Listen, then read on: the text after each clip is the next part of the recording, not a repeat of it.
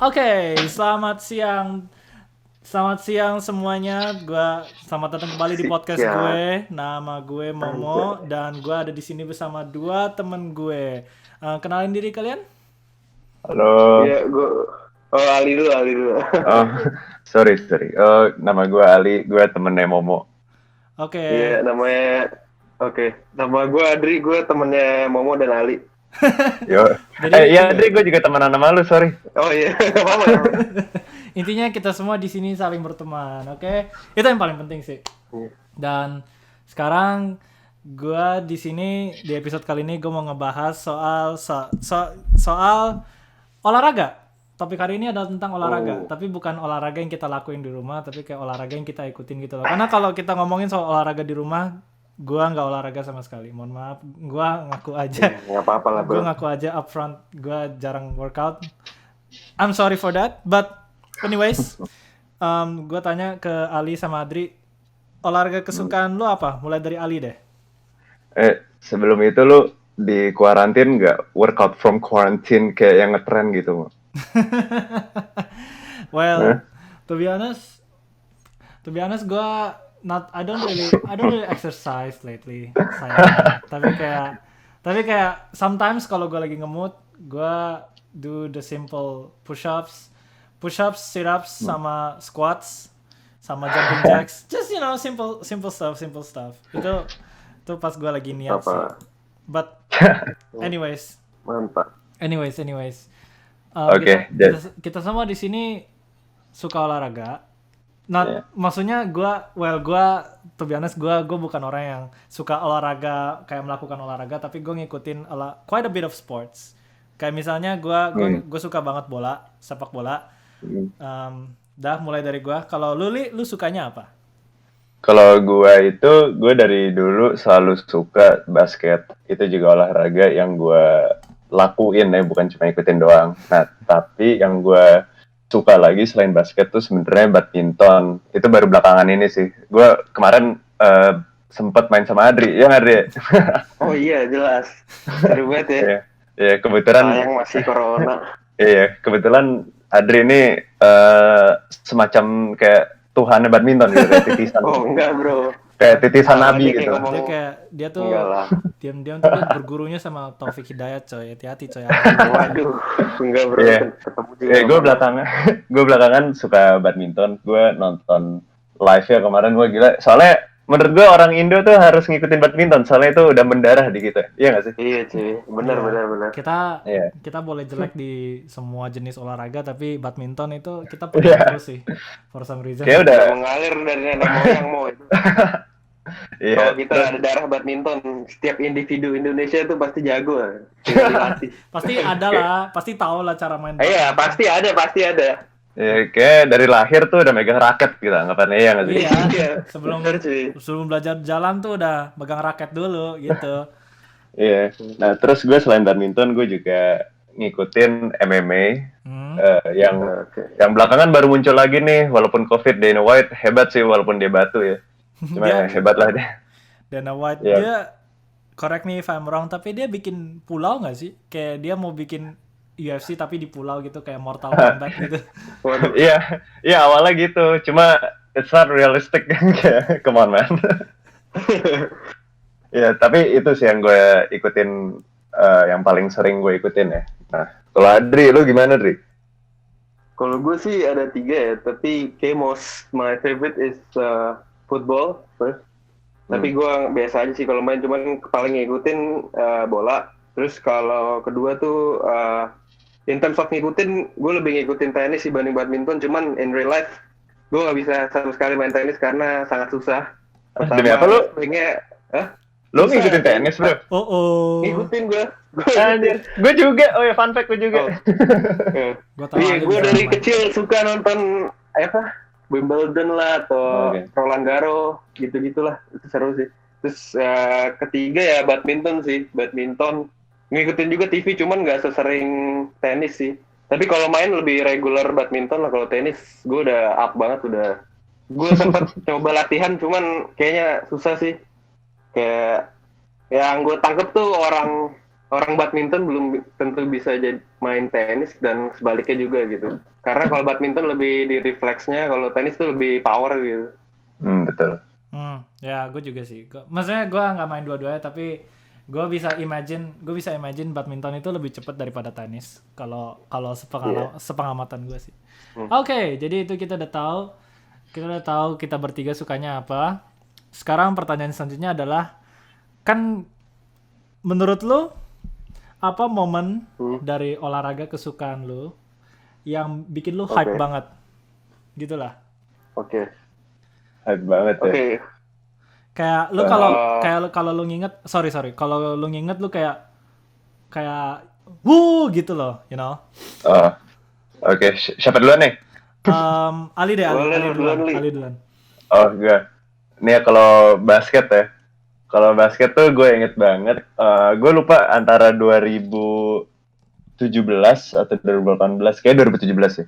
2017 itu finals antara Cleveland sama Warriors. Oke. Terus di season itu Warriors cetak rekor baru dia selama di seasonnya dia menang paling banyak, 73 kali menang, 9 kali kalah. Gila kan? Dia di atasnya Bulls dong, Bulls 90s. Iya, di atasnya Bulls. Ya, 96 Bulls kan itu 72-10 kan? Ya, kalau dia 739. Gila kan tuh? Nah, terus pas finals, ya of course semua orang mikirnya Warriors bakal menang kan? Dan emang bener, yang leading duluan tuh si Warriors. Bayangin dari 4 game kan harus menang kan kalau di playoff itu. Jadi one team harus menang 4 kali dulu baru menang gitu. Nah, si Warriors sudah leading 3 kali menang, si Cleveland cuma 1 gitu. Terus di situ LeBron went off. Dia gila dari 3-1 si LeBron. Gue nggak bilang Cleveland, soalnya LeBron carry that team ya. LeBron, iya emang. Itu anggapannya Warriors sama LeBron. Terus LeBron leading that team, menang 4-3. Gila kan? Terus itu kebetulan juga itu Cleveland first win in history gitu loh. Mereka belum pernah menang. Oh shit. Nggak, Cleveland belum pernah menang dan dia menang cuma 1 itu doang. Dan itu makanya gue hype banget. Gue kayak nyaris nangis deh waktu itu. Atau nangis deh kayaknya. Padahal gue bukan fans LeBron banget, cuma gila itu momen yang gede aja gitu. Iya. Itu kayaknya gue nggak salah dengar pernah deh disebut meme-nya GSW Golden State Warriors Blue 3-0 lead kalau gue nggak salah. Ya, itu betul itu. Iya. Aduh, iya. Oh, itu di situ ternyata. Oke. Itu yang bikin gue hype banget sih. Oke. Kalau lu, Dri? Kalau gue hype gue kalau bola sih pas musim BPL 2012-13 ya. 12-13. Dimana itu MU masih jaya-jayanya dan itu salah satu momen terbahagia gue dan tersedih juga karena di akhir musim Sir Alex Ferguson retire kan. Cuman itu kan musim terakhir Ferguson di mana dia menang gitu. Terus yang bikin exciting tuh MU tuh kebobolan banyak mau. Cuman dia selalu comeback pasti selisih menangnya tuh cuma 1-0, 2-0 maksimal segitulah. Biasanya misalkan lawan Newcastle 3-2 tapi mereka nggak tahu kenapa taktik Ferguson itu sangat bagus dan resultnya tuh walaupun mereka menang tipis tapi it results in a win kayak jadi setiap game 3 poin dan turning pointnya tuh di mana pas City sama MU kan rebut-rebutan poin lah ya terus waktu itu ketemu di Etihad itu game serunya minta ampun lah itu balas-balasan kan pertama kalau nggak salah MU leading 2-1 terus City golin kan Zabaleta kalau nggak salah tuh Zabaleta 2-2. Nah itu kayak semacam inilah penentuan atau siapa yang menang BPL itu kan kayak biasanya kan di pertengahan musim kalau that one match apalagi rivals itu pasti bisa nentuin siapa yang akan menang BPL. Nah terus gue inget banget menit 90 MU di foul sama bukan yang nendang bukan dulu nih Van Persie. Waktu dia pendatang baru kan, baru masuk musim itu. Dia menit 90 dia nendang bola, free kick, deflection kena siapa? Wah itu gol dan selebrasinya tuh hura-hura banget dan yang gue paling suka itu menangnya bukan di kandang MU gitu kan, di rival di City terus kita selebrasi gitu kan. Nah itu salah satu momen di mana MU udah inilah, kayaknya ini menang nih bisa nge-beat City. Terus pas udah 5 kalau nggak salah 5 laga terakhir musim tuh MU lawan Aston Villa.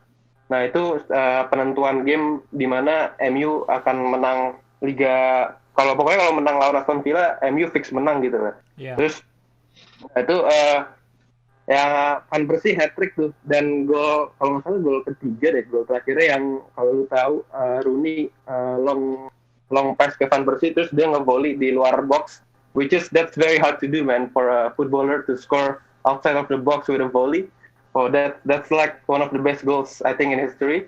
Terus abis itu dinyatain kan MU menang dan ya menang Liga. Terus tainya lagi kan Van Persie itu ex Arsenal player gitu kan. Yeah. Dan Arsenal player tuh Arsenal fans sangat benci sama Van Persie karena dia pindah ke MU kan, salah satu rival. Terus yang pokoknya setelah Aston Villa tuh MU lawan Arsenal di Etihad lagi, di Emirates Stadium kan. Nah itu kan kalau di Premier League atau di English football tuh wajib walk of honor kalau misalkan God of honor, you know like God of honor, because if God of honor kalau misalkan sebuah tim menang next game you have to have a walk of honor, dan that it's very interesting karena Van Persie ditepuk tanganin oleh fans Arsenal sama players Arsenal soalnya God of Honor-nya di Arsenal sih.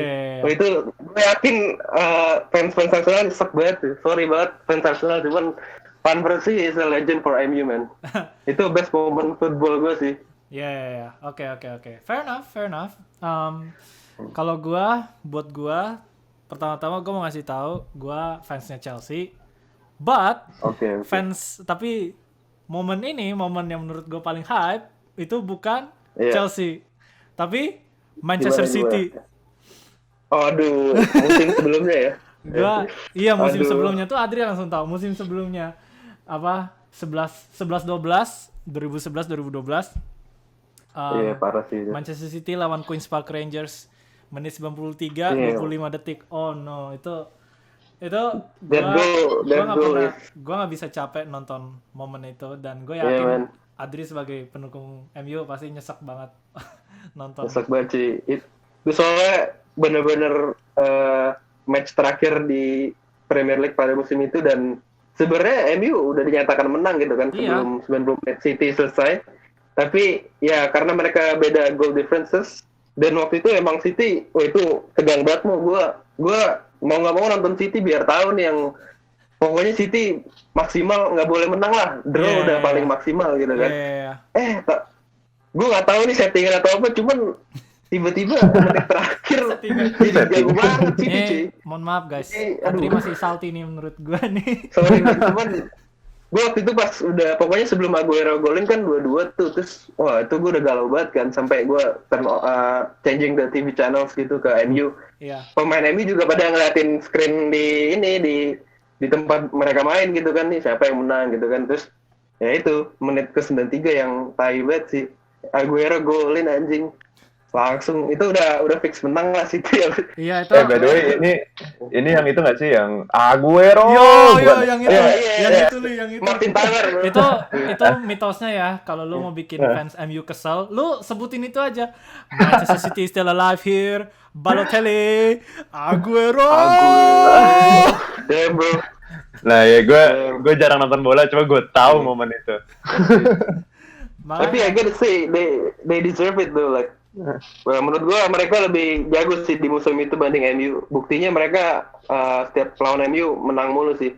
Tapi tetap nyesek aja sih sebagai fans MU.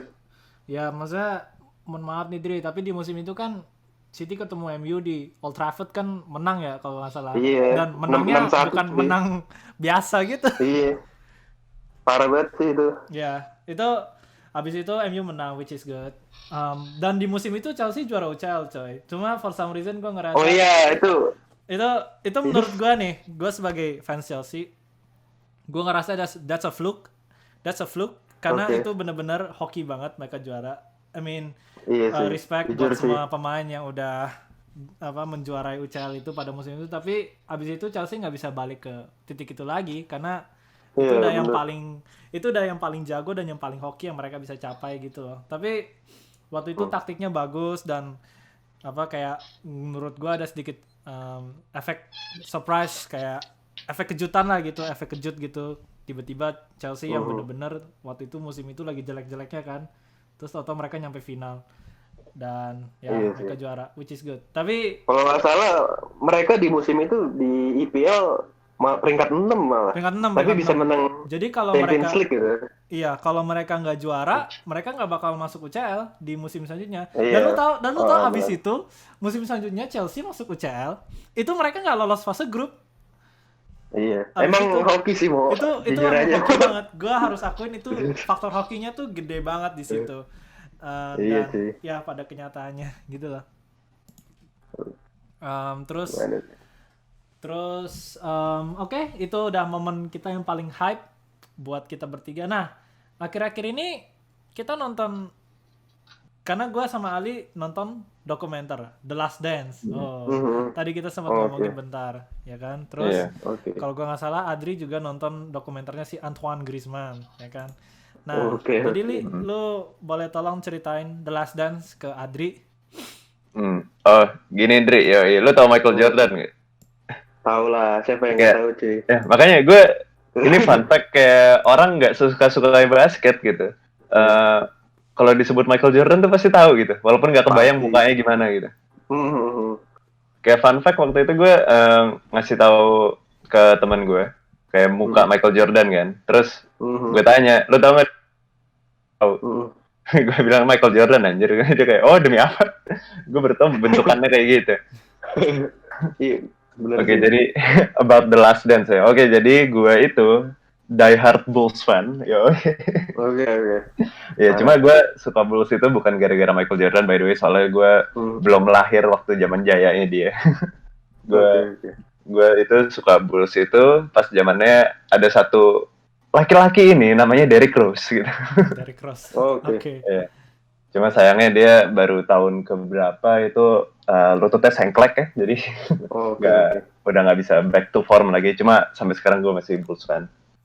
Nah jadi The Last Dance ini itu sebenarnya dokumenter sih soal sebenarnya kalau dilihat garis besar itu menceritakan season terakhirnya Bulls gitu kan, the end of the Bulls dynasty. Jadi kalau lo nggak tahu Dri sebenarnya, jadi Bulls itu dari tahun 91 sampai 98 dia tuh menang championship tiap tahun kecuali kecuali 2 tahun. Itu pun karena Michael Jordan lagi nggak main basket gitu, dia lagi main baseball. Iya benar. Gue udah nonton. Nah ya, jadi sebenarnya The Last Dance itu menceritakan sih kayak sebenarnya di balik Bulls yang hebat ini tuh apa sih kayak tapi di samping itu juga diceritain Michael Jordan tuh orangnya gimana, Scottie Pippen kayak gimana, Dennis Rodman gimana, dan teammate lainnya juga gitu. Jadi sebenarnya it's an interesting take soalnya di situ kita bisa lihat banget gimana sih yang dianggap pemain terbaik sepanjang masanya basket tuh attitude-nya gimana sih terhadap basket, terhadap hidup in general gitu. Nah jadi interesting. Nah yang serunya lagi adalah baru dikasih tahu Michael Jordan tuh sebenarnya nggak mau itu dokumenter rilis. Oh ya? Dia baru dia tuh reluctant buat ngasih lihat itu. Nah dia nggak bilang secara langsung sih, cuma kayaknya dia agak takut, bukan takut kali ya, agak concern gitu, agak khawatir kalau dokumenter itu ditunjukin attitude dia tuh orang bakal ngeliat dia tuh kayak jahat banget, soalnya emang dia terkenal ke tim itu emang jahat banget soalnya. Ya dia tipe-tipe yang tough love gitu, tau gak sih kayak misalnya lu masuk Bulls, lu pasti dikata-katain lah kayak lu bisa apa, lu belum apa-apa juga, lu sampah kayak gitu-gitu cuy. Jadi itu sih yang ditunjukin. Nah si Michael Jordan baru agree itu baru tahun lalu kalau nggak salah, baru pengen dirilis. Itu sih mau. Seasonnya udah rilis tahun lalu apa tahun ini baru? Baru rilisnya tahun ini mulai take. Oke. Dokumenternya tuh kayak 2 tahun lalu, 3 tahun lalu gitu. Oke. Nah itu gue nggak tahu sih apa production dokumenternya karena di The Last Dance itu gue juga udah nonton. Tapi emang episode terakhirnya kan belum keluar kan, jadi ya gue nungguin sampai kurang lebih 2 hari lagi. Jadi di dokumenter itu yang gue menarik tuh pas musim terakhir Bulls tahun 98 itu mereka ngasih akses ke kru kamera ke semua kegiatan mereka. Dan menurut gua itu tuh menarik banget. Karena lu lihat dong banyak banget footage-nya yang bener-bener behind the scenes dan kualitasnya menurut gue juga bagus. Mungkin apakah itu di restore atau apakah itu emang bener footage-nya sebagus itu gua nggak tahu. Tapi emang banyak banget footage kayak si Michael Jordan ngomong-ngomong ke rekan timnya, banter gitu ya kan, ngejek-ngejekin atau ngeceng-cengin gitu. Jadi menurut gue tuh menarik banget. It's very interesting menurut gue. Sama gue sebagai non penyuka basket nonton The Last Dance tuh bisa dibilang wow ini menarik banget gitu. Ada orang-orang yang gue nggak tahu ada kayak misalnya Scottie Pippen itu gue mungkin pernah dengar namanya sebelum The Last Dance, tapi setelah gue nonton The Last Dance tuh gue jadi appreciate dia dan menurut gue dia tuh underrated banget gitu loh. Masa bener-bener dua orang kedua di bawah Michael Jordan tapi gaji dia tuh rendah banget gitu loh, bisa kayak wah, gitu. itu sedih sayang sih. banget sih. Itu sedih. Tapi at the same time, kenapa ya kita mikirnya pasti, Scottie Pippen bego deh anjir gitu. Kenapa sih dia mau menerima kontrak 7 tahun, weh? Buat 7 tahun dia apply kontrak gitu. That's just stupid kan. Cuma kalau kita lihat lagi kondisinya waktu itu Scottie Pippen tuh jadi dia kalau nggak salah kakak adeknya tuh banyak banget cuy. Iya dia rame banget keluarganya sama rame keluarganya. banget. Iya. Dan dia waktu itu bukan sih emang kurang beruntung lah ya, nggak terlalu fortunate gitu. Jadi emang butuh uang gitu loh. Jadi ya dan situasinya waktu itu Scottie Pippen abis surgery. Jadi kan dia nggak tahu ya kalau misalnya surgery itu bakal career ending apa enggak. Jadi dibanding dia take the risk gitu, dia langsung sign kontrak yang 7 tahun itu. Jadi misalnya dia cedera dan nggak bisa main lagi, setidaknya dia masih dibayar buat 7 tahun itu gitu kan. Iya. Nah tapi ternyata dia sehat-sehat aja dan ya jadinya dibayarnya rendah banget sih, kasihan. Iya. Tapi kayaknya hidup dia menurut gue nggak menderita banget sih. Gue nggak tahu. Lu tahu nggak? Maksudnya gue nggak ngikutin dia sebenarnya. Oh maksudnya sekarang? Ya sekarang. Oh kalau sekarang mah enak banget hidupnya. Oke. Nggak. Pokoknya gini sih, kayak kita mikirnya gini aja. Pokoknya kalau lu udah masuk NBA, lu mau cuma main 2 detik gitu, lu udah pasti tajir gitu. Wah, seenak itu ya? Udah. Emang iya, soalnya gaji minimal aja $2 juta per tahun. Itu gila kan? Ya itu udah bagus sih, $2 juta per tahun. Udah bagus banget, makanya kalau lu duduk kesana lu jadi water boy aja tuh udah dibayar mahal. Iya. Gila. Oke, kita udah ngomongin The Last Dance, sekarang kita beralih ke Adri yang udah nontonin Antoine Griezmann. Dokumenter Antoine Griezmann. Cerita. Itu jadi kayak film dokumenter lah jadi it's called Antoine Griezmann The Making of a Legend. Nah itu di cerita itu tuh nyeritain gimana jadi dia nyeritain masa kecil Antoine Griezmann, gimana sih journey pesepak bola di Eropa lah khususnya gitu. Tapi kecuali Griezmann ini dari kecil emang fisiknya sangat bisa dibilang kecil lah, sama kelihatan bahwa biasanya kan dari kecil tuh pelatih bola bisa lihat nih, oh ini kayaknya anak ini nggak bakal bisa jadi profesional nih kalau udah gede. Nah itu yang kritik-kritik yang ditimbulkan ke Griezmann, karena emang pas di umur 14 tahun lah, in his teenage age, badannya tuh buat pesepak bola sangat kecil gitu dan emang kan posisi dia juga striker dan rada pendek juga buat striker.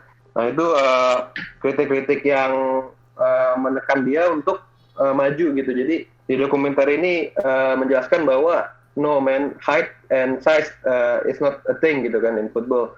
It's all about the skills gitu. Nah itu pas waktu itu a scout from Real Sociedad ngelihat si Griezmann tuh dia might be not as strong as other strikers, tapi he's very skillful gitu kan. Nah terus pelatih dari Real Sociedad ini decide untuk nge-scout si Griezmann.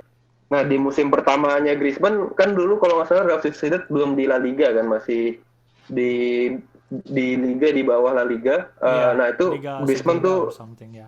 baru masuk. Pokoknya dia, kalau gue lupa umur berapa, pokoknya masih muda lah, masih di bawah 20 tahun, dia udah hebat banget gitu, baru masuk, maksudnya from France to Spain gitu kan, biasanya footballer from another country to another country has to adapt lah gitu kan. Dia di musim pertamanya udah jadi top scorer gitu kan. Nah terus dia membawa Real Sociedad ke La Liga. Nah di La Liga ini dia juga nge-excel banget gitu, salah satu top scorer setiap musim. Nah waktu itu di situ kritik-kritik pada apa Nietzsche gitu kan, kayak oh ternyata ya kita salah nih ngekritik Griezmann pas kecil, ternyata dia bisa jadi jago sampai dia desain sama salah satu klub terbesar di Eropa, which is Atletico Madrid gitu kan. Iya. Nah terus di saat Atletico Madrid itu para dokumenter itu ibaratnya ngasih lihat kesuksesan Griezmann ini sih, kesuksesan Griezmann gimana dia bisa cetak gol gitu-gitu.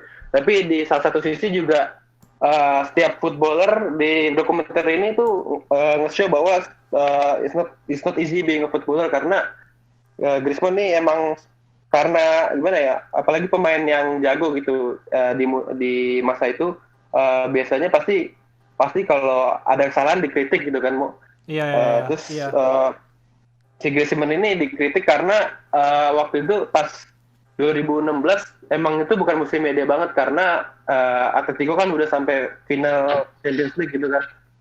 Nah itu Atletico kalah sama Real Madrid karena kritikannya Griezmann yang waktu dikasih penalti dia nggak masukin tuh. Nah itu Griezmann di saat itu orang-orang bilang seandainya dia masukin tuh penalti pasti Atletico menang Champions League gitu kan. Iya. Nah dan nyesaknya lagi di kan kalau 2016 kan setelah UCL tuh itu kan European Champions ini kan, Liga Eropa tuh ya apa? Oh ya, Eropa Euro World ya. Cup lah itu. Euro. Nah itu kan Euronya di Prancis kan waktu itu. Iya. Oh. Nah itu iya. orang-orang ya biasa lah kan, kalau football fans have a really high expectation on a good player gitu kan. Griezmann waktu zaman itu sangat berjaya gitu kan. Jadi setiap warga Prancis sama orang-orang yang nonton atau dukung Prancis tuh pasti oke, ini man of the star-nya Griezmann, dia bisa membawa kita menang untuk Euro gitu kan. Dan kenyataannya pas itu kan finalnya Portugal lawan Prancis kan. Prancis. Nah itu nyesek banget, padahal Griezmann itu udah itu kan kalau nggak salah dia top scorer dan dinamakan sebagai pemain terbaik di Euro 2016 itu. Yeah. Tapi kasihan aja gitu, dia udah kerja keras sangat maksimal tapi di final dia kalah sama Portugal, dan no offense tapi Portugal hoki sih. Hey, itu kan Enggak, tapi emang tapi Prancis ngetek mulu cuy, kurang apa ya. Cuman ya gak ada gitu Cristiano Ronaldo. Oke. Li, lu mau ngomong apa, Li? Ini yang waktu Eder the Keder kan? Iya, Eder the Keder itu, tendangan Eder the Keder itu. Oh no. Eder the Keder is the GOAT, man. That one lucky goal made him a legend, dude. No. Tapi Eder, ya lanjut. Dri. Gua mau nanya deh. Ini interesting. Okay. Jadi kan kalau misalnya kita lihat dokumenter kayak gitu, notionnya adalah dia tuh nggak talented, tapi gara-gara dia kerja keras dia tuh jadi sukses gitu kan? Iya betul. Tapi lu fully percaya nggak? Menurut lu Griezmann tuh walaupun nggak ada size, nggak ada height-nya, dia masih talented nggak sih?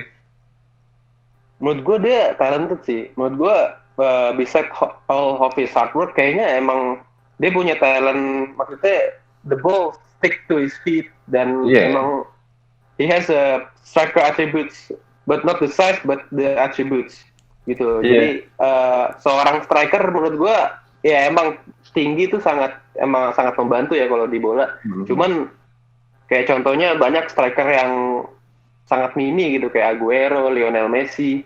Mungkin mereka nggak sejago Lewandowski atau Cristiano Ronaldo in terms of heading, tapi their finishing is just as good as the tall players gitu. Dan itu kasusnya juga di Griezmann gitu kan. Ya kritik membilang, ini orang nggak bisa heading. Tapi kenyataannya banyak banget gol-gol dia yang sundulan gitu kan.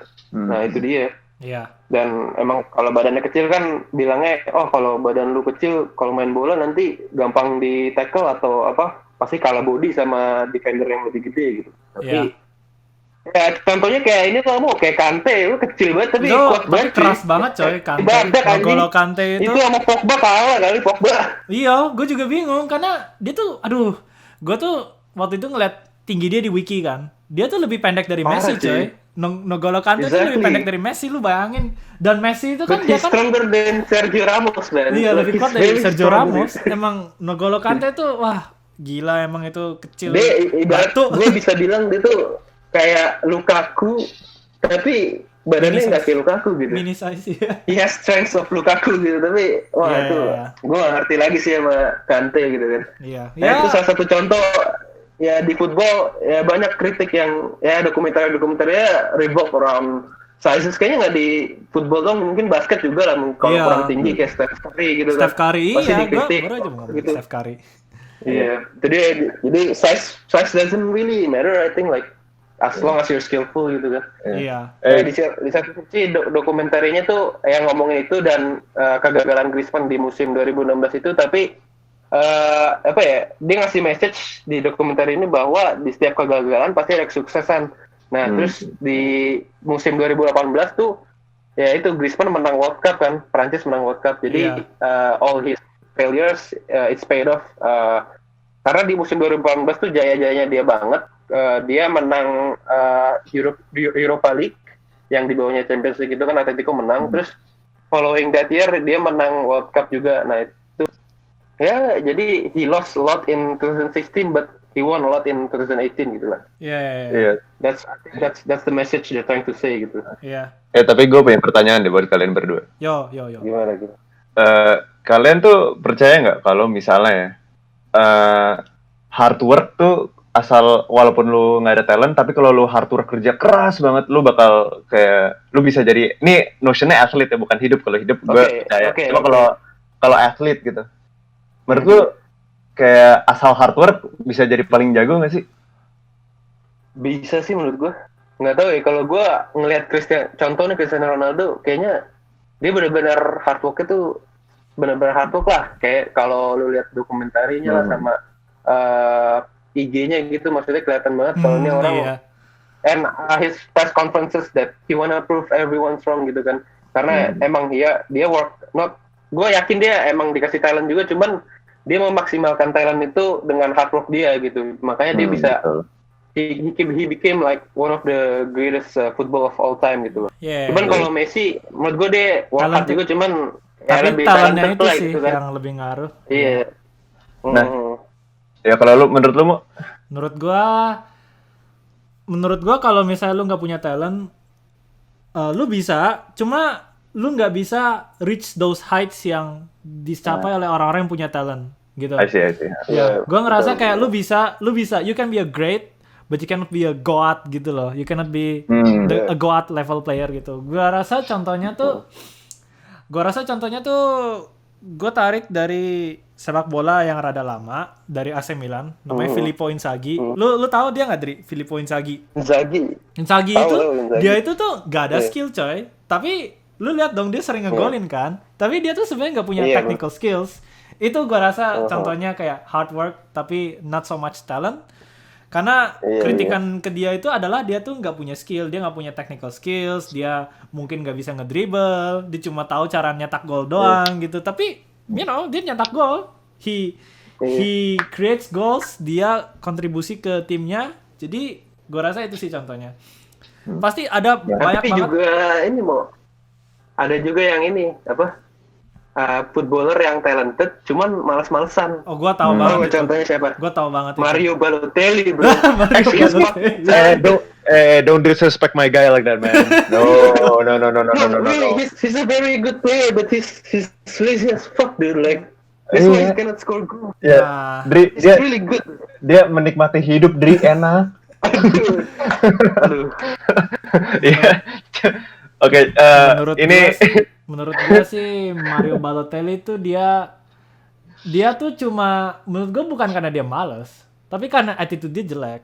Makanya dia nggak bisa, makanya dia nggak bisa maju. Sih. Cuman Waktu itu yang disuruh Mancini masuk dia kagak mau gitu kan, mager-mageran. Ya itu, nggak mau, gua rasa itu bukan karena dia Itu malas, parah tapi sih. karena dianya emang attitude-nya aja jelek, dia emang lagi nggak mood gitu loh. Lu Sampai nggak bisa, kamu ya. lu nggak bisa mood-moodan di sepak bola, Dri. Jadi Iya itu gitu itu kan. masuk, Iya. Aduh, itu masuk ke attitude dia sih menurut gua. Menurut gua emang parah sih dia. kalau lu tadi bilang pemain bola yang jago tapi pemalas tuh menurut gua Eden Hazard.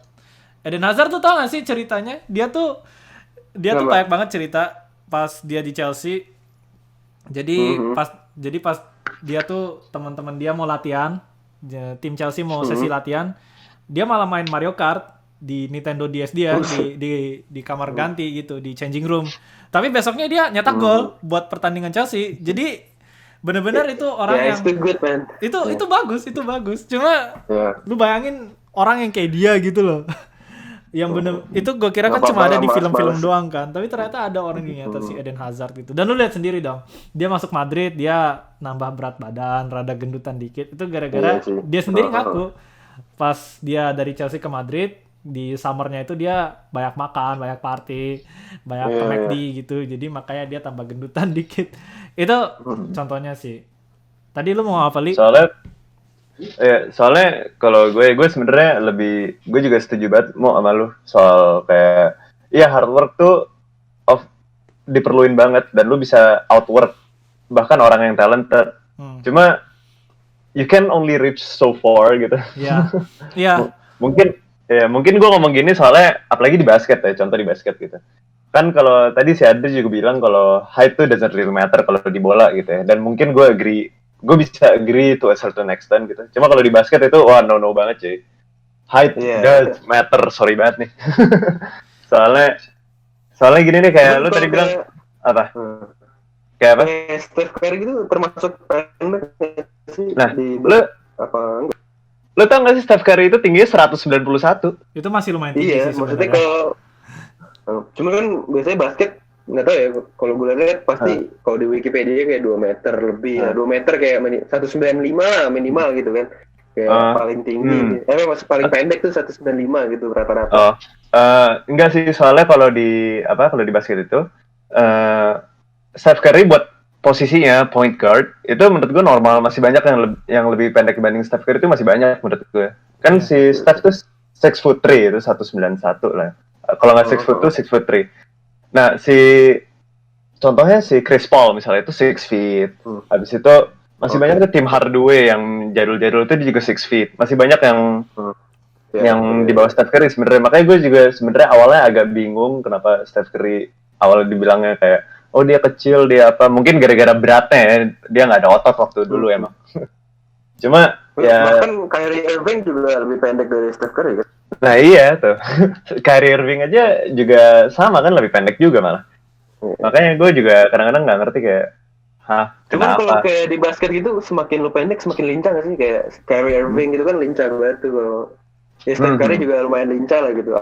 Atau sama aja gitu. Kalau yang tinggi-tinggi juga selincah yang lebih pendek. Nah, iya itu dulu mungkin kayak gitu ya, tapi sekarang lu lihat Giannis Antetokounmpo MVP tahun ini, itu dia tingginya 2,13 meter, bisa dribble, lari ujung ke ujung tuh cepet banget. Gila, orang bisa handle the ball, bisa semuanya. Jadi itu nggak fair nggak sih anggapan? Iya, itu dia punya body advantage. Sama menurut gue Steph Curry itu, gue ngerasa nih ya, pendapat gue ngamatin Steph Curry, dia menurut gue tuh nggak harus lincah karena dia syutingnya tuh bagus banget, dia bisa syuting dari mana aja, jadi dia nggak harus lincah. The best sih. Jadi dia in the end of the day dia tuh sebenarnya masih punya bakat. Maksudnya obviously dia harus hardworking dong, tapi gara-gara dia punya talent itu, jadi dia nggak harus se-hardworking orang-orang yang mungkin nggak se-talented dia di bagian shooting gitu loh, menurut gue sih. Nah itu dia, makanya gue juga mikirnya gitu kan. Of course, pasti Steph Curry itu hard work-nya juga gila, work ethic-nya juga gila, itu gue give it to him gitu. Cuma I'm saying itu, yang gue maksud itu pasti adalah orang yang kerja kerasnya selevel Steph Curry, cuma nggak nyampe se-Steph Curry, ngerti? Iya. Hasilnya. Talentnya Steph Curry, iya. Gue nggak tahu kalian tahu ini apa enggak, cuma Steph Curry itu ayahnya pemain NBA dulu. Iya, kayaknya gue pernah dengar juga deh. Gue pernah dengar. Terus the fact dia nyokapnya cakep sih. Sumpah. Masih Sorry ya. aja lah. Masih aja. Waduh, parah. Ini udah terakhir kali kita ngomong dia kapan sih pas wisudanya Ali kan. Terus Iya. terus ya gitu deh. Masih aja si Adri. Tapi ya oke, gue agree. Siapa Iya, tadi? iya. Anaknya atau Hah? Itu emaknya. Maknya. Anaknya masih muda anjir, pedo ya. Dan pedo Aisyah? semua. Apa maknya berarti Aisyah Kari dong ya sih? Aisyah Kari. Bukan, itu Bukan, istrinya. Oh, itu istrinya. Kalau nggak salah Sonya deh namanya. Iya, soalnya kalau nggak salah. Ya. Coba Gue lupa juga. Pokoknya. Anyways, anjing Dri. Oke, anyways, kayak pokoknya banyak juga di basket pemain yang pendek-pendek kayak Nate Robinson, Spud Webb itu dia juga nggak all star gitu loh. Jadi kayak gue yakin banget mereka hard work dong pasti gitu kan. Ya. Cuma mereka nggak nyampe all star gitu. Jadi ya gimana ya, Iya, size iya, does benar matter sih. lah apalagi di basket. Iya. Oh. Itu juga kenapa menurut gue Indonesia tuh nggak juga Iya sih. agak kurang basketnya. Selain dari lack of competition juga, cuma dari segi badan emang nggak memadai gitu. Cuman kalau Filipina kan ya ibaratnya mereka tetanggaan sama kita lah, Asia Tenggara Iya. gitu. Kenapa mereka jago banget sih? Nah Kayak kalau basketnya gitu. Filipina itu dia bagi ukuran Asia Tenggara itu jago. Cuma kemarin dia aja masih dibantai sama Italia, Dri. Shit. Jadi sama negara Eropa tuh masih jauh. Masih jauh ya? Oke. Masih jauh banget. Oke. Bahkan Asia aja tuh paling jago kan Cina ya. Dia masih kalah Cina tuh ya? sama masih Oh, kalah masih sama kalah. Eropa gitu. Tapi sama Australia jagoan mana sih? Sama Filipina, Australia. Masih Australia sih. Australia sih ya. Masih Australia. Gila, Australia banyak banget pemain NBA. Siapa? Ya Oh, itu sih. si Ntar, Apa? yang dari Melbourne siapa namanya? Ben Simmons. Ben Simmons. Iya. Kayak Iya. hometown hero dah kalau dia di sini tuh kalau udah ngebahas Ben Simmons tuh kayak yang tahu NBA ya, karena orang Aussie itu nggak tahu. Most likely mereka nggak tahu NBA, mereka taunya AFL gitu loh. Nih, gue kasih tahu fact yang bakal Adri interested. Dia mantannya Kendall Jenner, cuy. Siapa? Si Ben Simmons. Iya. anjing. Very interesting. Kayak gue pernah- Dri gimana itu? Dri? Ya nggak apa-apa lah. Nggak apa-apa. Oh Nggak iya, apa-apa. gue pernah lihat mukanya. Gue tahu gara-gara Kendall Jenner anjir. Iya, gue pernah lihat. Maksud lu nggak apa-apa. Kendall Jenner harus restu dulu sama lu. Lu kesannya kayak Salah. lu tuh ngincar Kendall Nggak Jenner apa-apa tuh terus kayak maksudnya Ben ya. Simmons tuh kayak Bagus lah. Apa? lu kesannya kayak lu ngincer Kendall Jenner dan Ben Simmons tuh kayak adangan di depan lu Nggak gitu mungkin loh dapat kayak juga mau. Di mimpi itu mah. Nggak mungkin dapat. Anjir, di mimpi aja nggak dapet ya, Dri.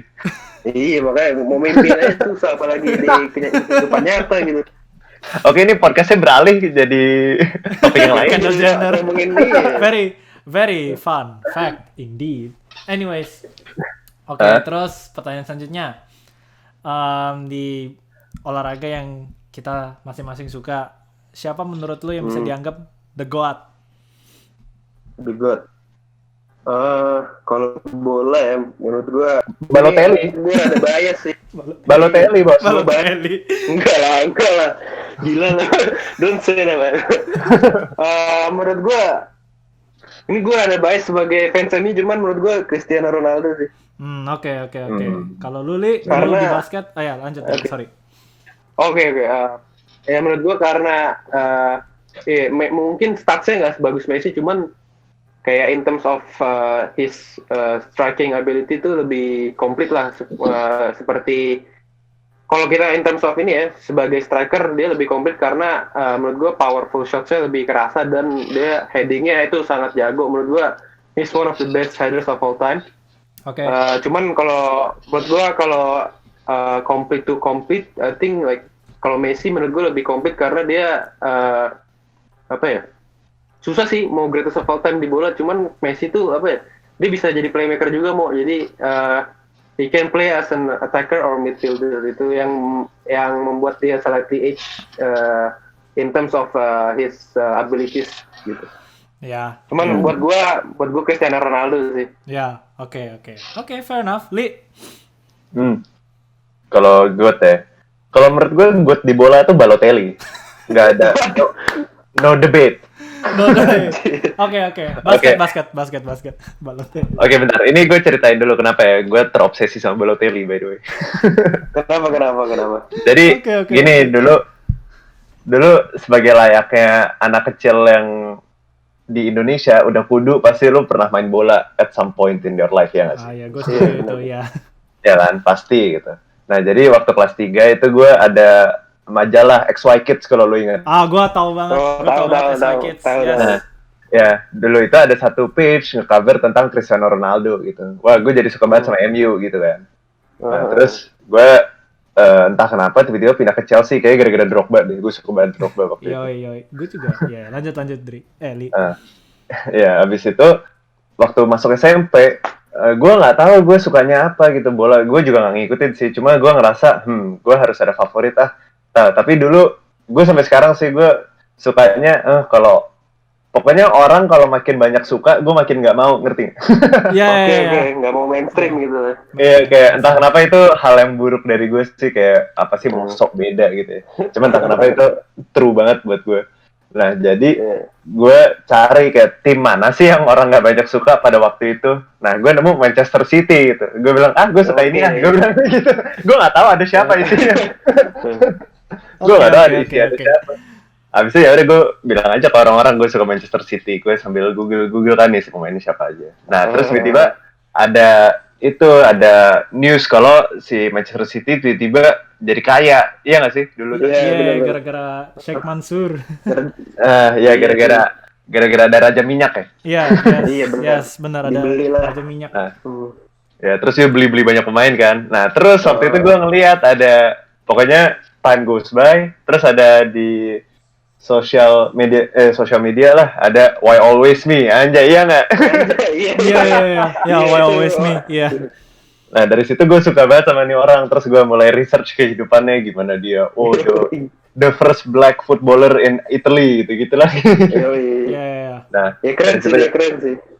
Terus ya gue jadi ya udah sampai sekarang gue ngikut Balotelli kemana, bahkan dia ke AC Milan, dia ke Liverpool cuma bentar. Terus ke Prancis, dia masih di Prancis ya sih atau udah pindah ke Italia, nggak tahu gue. Nggak tahu deh. Kayak sekarang di Persis Semarang. Waduh. Iya pokoknya. Ya pokoknya gitu deh Balotelli. Oke, kalau di basket, gue ya of course Michael Jeffrey Jordan. Iya. Tapi gue bukan tipe yang kayak Michael Jordan pasti lebih jago. Enggak, gue tipe yang misalnya orang ngomong LeBron lebih jago, gue kayak ya make sense. Soalnya emang gue see an argument to it gitu loh. Bisa aja gitu. Cuma buat gue masih Michael Jordan, soalnya walaupun LeBron rebound sama assist-nya lebih bagus lah, dia lebih gede, lebih cepet atau apa ya, tapi Michael Jordan tuh apa ya, dengan scoringnya aja dia bawa kemenangan dan defense-nya gila banget. Iya. Dan LeBron belakangan males-malesan defense, jadi kayak kayak gitu sih. Oke. Kalau lu apa? Gue pertama gue kasih tahu, gue bukan karena bias, tapi gue ngerasa Cristiano Ronaldo is better than Lionel Messi. Kenapa tuh? Gue ngerasa, no offense buat Messi fans out there, tapi ini personal preferences doang. Cristiano Ronaldo tuh dia selain obviously dia pemain bola yang jago banget, oke? Dia komplit banget, dia cepet, dia gede, tendangan dia keras banget, itu kita semua udah tahu. Tapi menurut gue yang bikin dia di atas Messi itu adalah dia punya leadership. Dia bisa carry his team to victory. Bukan dari skills dia doang, bukan dari skills dia doang, tapi dari the way dia ngomong sama, dia berkomunikasi dengan teammates-nya itu, dan the way dia bisa memotivasi mereka sampai menang, itu gue respect banget sih. Dan gue ngerasa kalau lu ngomongin soal skill, menurut gue CR itu di bawah Messi, tapi dia mentality dia mentality dia dan work ethic dia itu tuh gak ada yang lebih hardworking dari dia yang gue tahu di in the whole world of football gitu. Makanya gue lebih respect sama CR daripada sama Messi gitu loh. Cuma emang kalau orang mau bilang Messi itu lebih lengkap kayak yang lo bilang, dia lebih lincah, dribbling dia lebih bagus, dia lebih complete as a footballer, ya gue setuju. Tapi gue setuju ya kan, gue juga setuju sama lo bilang tadi. Tapi kalau mau compare mereka berdua, karena statsnya beda. Close to close juga gitu. Iya. Kalau gue ngerasa kalau lu ngomongin stats, Messi itu gue rasa lebih bagus. Tapi Cristiano Ronaldo iya. itu dia spesial bukan cuma di bagian numbers doang gitu loh. Itu yang menurut gue bikin dia lebih jago. Cuman kalau kita ngomongin trophies lah ya, Trophies. gue rasa Cristiano Ronaldo lebih unggul sih. Iya, karena Karena dia dia ada udah Euro. menang. Messi Copa 5 Champions Amerika nggak dapet ya apa? Iya. Dia udah Euro, 5 Champions League, terus gimana ya? Dia juga, maksudnya dia pindah-pindah tim kan dari Iya, Manchester iya United itu ke juga. Real Gue Madrid, ngerasa terus itu juga sih. that's what makes, ya karena dia bisa adaptasi dengan cepat gitu. Dia bisa adaptasi, dari MU ke Madrid, terus Madrid ke Juve aja udah Juve udah aja good masih banget bagus. gitu kan. Lu bayangin dia Iya, pindah ke Juve dan dia baru nyampe ini dia langsung nge-overshadow salah satu pemain terbaik di exactly. Juve, si Paulo Dybala ya kan. Kesian deh si Paulo Dybala. Iya. Cuma Paulo Dybala sekarang udah Even- bagus lagi sih. Dri, mau Dan Oke. nggak kenapa? Ya, Li. gue mau nanya deh, ini kenapa nggak Pele? Dulu kan Pele. Pele always Oke. considered as the GOAT gitu. Cuma Oke. kenapa nggak dia sekarang? Gua bisa argue karena dulu bola itu nggak kayak sekarang. Dulu Oke. bola itu nggak banyak nggak banyak orang yang tahu bola. Yang kedua, nggak banyak orang yang bisa main bola. Ketiga, peraturannya belum seketat sekarang. Gue yakin dulu belum ada offside. Itu lu tau gak sih kenapa Iya, Pele benar itu sih. bisa nyetak gol banyak banget? Karena dulu belum ada offside. Iya cuy. Oh, Nah, oke. Iya. jadi Pele itu nih, tapi I'm just saying, no disrespect to Pele. Pele kalau dia masuk ke sekarang dia bakal tetap jago. Cuma dia menurut gue nggak bisa nyampe levelnya CR atau Messi gitu. I'd say dia levelnya Kylian Mbappe lah. Tebakan gue Oke, ya, oke. tebakan gue ya. Ya bisa lah. Bisa lah levelnya Kylian Mbappe ya kan. Cuma dia, nah gitulah, itulah kenapa gue nggak consider Pele the GOAT gitu. Tapi Cuma Pele gini, itu- Mak. ya sorry, Li. Kenapa? Nggak, sans. Nggak, ini kita back and forth aja. Cuma gini, Mak. Ini gue nggak argue kalau misalnya Pele itu harus lebih jago ya. Ini gue nggak ngerti apa-apa soal Pele, jujur. Cuma Oke. kan lu bilang tadi itu gara-gara belum banyak orang yang jago main bola, belum ada aturan ini, aturan itu, ya kan? Ya. Mhm. Artinya, tapi kalau lo take into account the situation of the football back then, terus how ahead of the game he is, itu lo kasih kredit nggak deh? Ya, gue kasih kredit ke dia. Emang di saat itu, di saat semua orang nggak bisa main bola, dia bisa main bola sendiri. Itu gue kasih kredit sih ke dia. Iya. Oke. Oke, but Soalnya, ya. soalnya kan kalau misalnya kita bayangin misalnya Pele dengan program workout yang sekarang, dengan program latihan yang sekarang, kira-kira gimana gitu ya?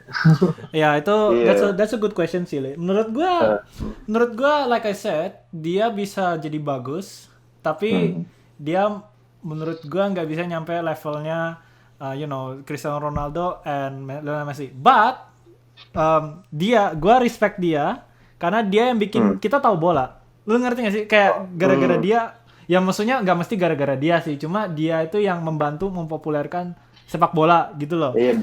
Dia benar sih. sepak bola tuh owes him a great deal gitu. So, still major kudos to him. Tapi with all due respect, dia kalau di sekarang dia nggak bisa selevelnya dua orang alien itu yang ada di atas itu gitu loh. Oke. Nah, gini. Jadi gue jadi kepikiran. Kita kan ngomongin pemain-pemain yang kita anggap jago. Menurut lo, kalau gue tanya gini deh, siapa pemain yang bikin lu suka sama olahraga lo? Itu sama nggak jawabannya? Karena gue beda. Beda dong. Oke. Kalau lu, oke. Mulai dari Ali deh sekarang, karena tadi kan Adri, ya kan? Oke. Gue, Ya. aduh, yang bikin gue suka sama basket, bos. Ini, lu udah tahu nih kalau gue udah emosional, ini ke siapa nih? Ini gue emosional, bos. Oh no, gue Tahu bisa kan, tebak lo? sih. Gue bisa tebak sih. Tahu kan? No. Udah tahu kan lu? Ya, Tahu, itu the man with the name Kobe Bean Bryant. Mamba. Oh my God. Mamba. Dia bilang sih. Mamba.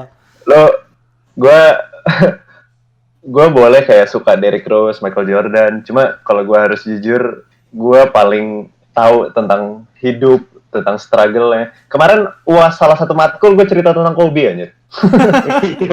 Kobe Bean Bryant gitu Iya, ya. Keren. Iya. Itu dari creative writing. Iya, tahu gue tahu. Gue tentang Kobe aja. dan itu sebelum dia wafat, innalillahi Allah. Legend, Iya. he's a legend. Iya, jadi dia yang ngebuat gue suka sama basket sih. Dan gue waktu itu main, lo dulu pada main Quizat nggak? Quizat tahu Iya, yang tahu, kayaknya tahu. tambangnya petir itu kan? Ya, gue tahu. Iya. Gue sempat nomor 1 di Indo topik Kobe. Oh no. Aduh. Aneh banget ya, cuman itu sebuah pencapaian sih buat gue, ya. Ya itu tapi beneran. Jadi ya gue segitu sukanya sih sama Kobe, soalnya mentality yang dia bawa gitu. Sama kemarin kan Ando Vida Lopez buat acara Kobe ya, itu gue ikut cuy. Iya, gue yakin lu pasti ikut sih. Nah ya itu jadi gue ngelihat ada, gue kira gue lebay kan, kayak anjir gue waktu itu lagi mau interview kerja cuy. Oh, iya. Terus gue pagi-pagi terus gue buka Instagram, loh kok apaan nih, hoax gitu. Oh no, iya. Ya, terus gue di mobil, gue sebelum turun gue nangis, jadi pas interview gue sembab. Aduh. Gak apa-apa lah, wajar. Ya, for Kobe bro. Jadi ya, 24. buat gue Kobe sih. Oke. Dri. Ini maksudnya kayak satu player yang bikin gue suka banget atau gimana? Suka. Atau... Gimana ya, kayak satu player yang bikin lu tertarik buat ngikutin bola. Nah gitu dah. Kalau Ali kan Kobe. Kalau lu siapa? Gue susah sih mau kalau bola, gue nggak ada yang spesifik. Maksudnya kalau kayak Ali kan emang fans banget tuh sama Kobe gitu kan kalau di basket. Kalau gue yang buat gue suka bola sih lebih ke history sama emang gue suka aja MU cara mainnya gitu kan. Oke.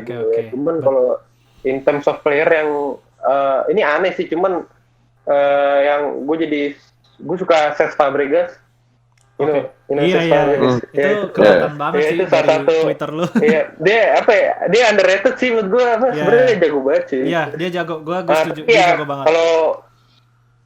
Kalau lu bilang kayak gitu ya, yang bisa ngubah sih Cristiano Ronaldo sih, karena emang ya dia legend MU sih. Maksudnya di awal-awal MU dia membawa MU menang Liga Champions gitu kan di 2008 itu. Iya. Terus juga apa ya? Ya susah sih jelasinnya, cuman kalau bola gue ngerasa gue lebih ke into it, not for the players, tapi lebih ke emang gamingnya aja gitu kan, mainnya gitu. Dri, terus kalau badminton lu suka gimana ceritanya tuh? Oh iya. Gue badminton ini sih gue gara-gara dari SD SMP kalau nggak salah ya disuruh main badminton aja, diajak teman-teman, terus waktu itu gue ikut klub pas di sekolah gue juga SMA juga ngerepresentatif SMA gue, jadi ya kayaknya ya itu dia yang gue bilang di awal kan, setiap individu Indonesia tuh punya talent badminton. Kalau gue bedanya gue diasah aja gitu pas kecil, jadi lebih lumayan lah gitu kan. Tapi sebenarnya kalau in terms of watching gue suka-suka aja, cuman nggak sesuka bola atau tenis gitu, kayak gue nggak ikutin players-playersnya gitu kan. Yang legend-legend aja gue nggak tahu banyak gitu, paling Taufik Hidayat doang. Iya, ya gue juga tahu. Gue lebih suka apa ya? Gue suka mainnya aja gitu, bukan mendalami. Kayak Ali mendalami basket, dia suka main dan dia suka nonton juga gitu kan. Gue nggak ngedalamin badminton segitunya gitu. Oke. Anjir, kayak gue lebih suka nonton badminton dibanding lu. Gue suka banget sekarang. Oh, gue suka juga, cuman gue lebih ya karena ya gue suka nonton tenis sih banding badminton. Padahal gue nggak main tenis gitu. Tenis lo favorit siapa, Dri? Roger Federer, man. He's a beast. Oh ya. Gue Nadal boy soalnya dari dulu. Nadal. Oke. Gue Novak sih. Gue Joker Nole sih kalau gue. Lu tanya gue. Itu jago banget sih. Iya. Anjir. Nadal tuh king of the clay, bro. Jadi dia kidal juga sih, itu yang gue respect karena dia kidal. Iya. Nah, kalau lu interestingnya dia sebenarnya nggak kidal, mau dia pas kecil ternyata emang tangan kiri yang kuat tuh kiri, jadi dipaksa sama pelatihnya buat main di tangan kiri biar powerful shots gitu. Sebenarnya dia kalau nulis pakai tangan kanan, nendang pakai tangan kanan. Sebenarnya dia right handed, man. Iya cuy. Jadi lu ngelihat, lu kalau lihat forehand-nya Nadal itu aneh deh, sumpah. Kayak over the head gitu kan? Iya, dari bawah gitu, set terus. Tapi bisa lurus gitu. Aneh aja. Keren sih itu dia. Iya, keren. Kalau lu mau siapa? Terus kalau lihat lagi lu tangan kirinya bicepnya lebih gede dibanding kanannya anjir. Aneh banget sih. Cuman ya itu nunjukin dia tangan kirinya terlalu kuat sih deh. Iya, lucu deh. Kayak jomplang gitu. Lu tanya gue yang bikin gue suka bola tuh, gue lupa. Pokoknya satu di antara dua orang, antara Ronaldo atau Ronaldinho. Ronaldo botak ya. Ronaldo dan Nazario ya. Antara Ronaldo atau Ronaldinho, karena itu yang bikin gue suka sama bola. Apalagi Ronaldinho itu dia mainnya kan licin banget ya. Dia banyak skillnya gitu ya kan. Jadi banyak gocek apa segala macem. Itu menurut gue kayak enak dilihat, kayak cantik gitu loh. Makanya itu yang gue rasa itu dua orang sih yang bikin gue suka bola gitu. Bikin gue suka sepak bola gitu. Menurut lu kalau basket udah ngerti lah kenapa Indonesia bolanya kurang. Cuma kenapa bola Indo tuh nggak maju-maju sih? Oke lah. Menurut lu kalau misalnya mau bahas ya boleh, cuma kalau enggak. Oke. Menurut gue sih mulai gue ngerasa pertanyaan lu lebih menarik adalah yang tentang bola Indo itu, ya kan? Maksudnya no offense buat yang satunya, tapi yang bola Indo itu kayak itu seru gitu loh soalnya. Ya, boleh. Oke. Kenapa bola Indo itu nggak maju-maju? Padahal kita semua suka bola. Menurut gue, lu pada nonton itu nggak sih podcastnya Taufik Hidayat sama Deddy Kobuzer? Iya, baru kemarin. Maka gua rasa lu kalau udah nonton dikit dari situ, lu tahu dong, lu punya gambaran dong jawabannya kenapa. Iya Karena politik tuh masuk ke olahraga kita. Termasuk coba masa di negara lain enggak cuma? Ya, gua nggak tahu karena orang di sini kalau udah ngomongin partai itu udah kemana-mana gitu loh. Partai itu sangat berpengaruh gitu. Semua orang di sini tuh pingin punya power in some form gitu loh. Gue bingung kenapa nggak kayak gini. Gue bingung kenapa Republikan sama Democrats itu nggak masuk ke NBA gitu. Gue nggak ngerti deh. Cuma ya gue nggak ngerti kenapa sampai segitunya di sini. Kayak mereka pingin punya power dan mereka pingin sebuah cara untuk assert power itu gitu loh. Dan gue rasa karena mereka tahu kita semua suka bola, banyak orang Indo suka bola, ya itu adalah salah satu cara buat mereka untuk mencapai reach itu gitu loh. Menurut gue gue nggak tahu menurut Adri gimana. Cuma kalau misalnya gitu ya, tapi kan badminton anggapannya di situasi yang sama gitu ya, tapi dia bisa berkembang seperti itu. Ini gue bukan maksudnya gue justify nggak apa-apa korupsi, enggak, of course. Cuma maksudnya kenapa badminton bisa tapi bola tuh enggak gitu? Menurut gue karena badminton itu olahraga individu. Oke.